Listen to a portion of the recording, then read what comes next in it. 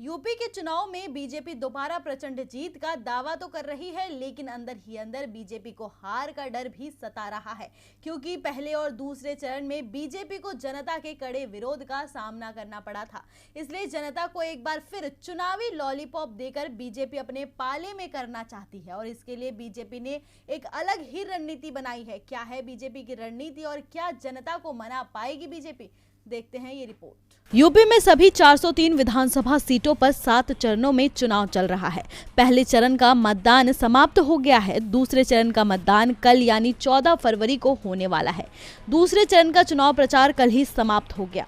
सियासी पार्टियों ने चुनाव प्रचार में अपना पूरा दमखम लगा दिया है।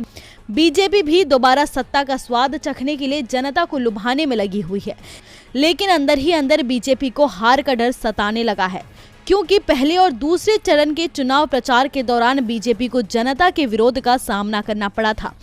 पहले और दूसरे चरण के चुनाव प्रचार के दौरान ऐसी कई खबरें सामने आई थी जहां जनता ने बीजेपी के नेताओं को गांवों से खदेड़ दिया। कई जगहों पर बीजेपी की एंट्री गांव वालों ने बैन कर दी थी।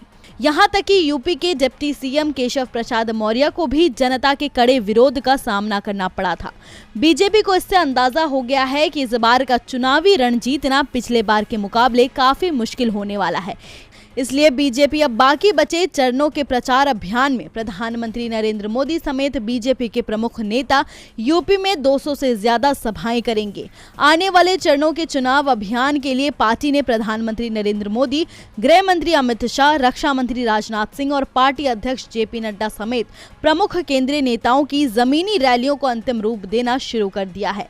इसके अलावा मुख्यमंत्री योगी आदित्यनाथ और राज्य के प्रमुख नेताओं के अलावा अन्य प्रदेशों के नेता भी चुनाव प्रचार के लिए मैदान में उतरेंगे।